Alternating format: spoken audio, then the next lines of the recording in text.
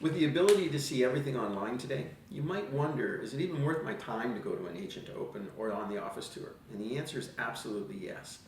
I find that salespeople often will take the path of least resistance. But I gotta tell you, it's those principles that we do every day that make a difference. You really gotta know your inventory at a local level. When somebody asks you on a listing appointment, have you been in that property? You need to say yes. When you're talking to a buyer, you got to really be able to explain it. Yeah, you can see it online, and there's some great videography and photography.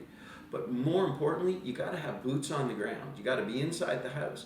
You got to understand where the sun rises and where the sun falls and how that sunlight shines into the property. You got to be able to articulate that house and what it's like to a prospective buyer to create enough curiosity for them to want to come and see it. So hear me when I say this. Go on the tours, go on the agent opens, and even if you don't have appointments or an open house this weekend, go visit other agents' open houses. The more you know about your market and the more you know about real estate, the more your value goes up with everybody you talk to. And I also think there's great value in supporting the agents in your office. When they've got a house on tour, when you show up, it says to the seller that your office has continuity and there's esprit de corps and you support each other. Remember, you get what you give.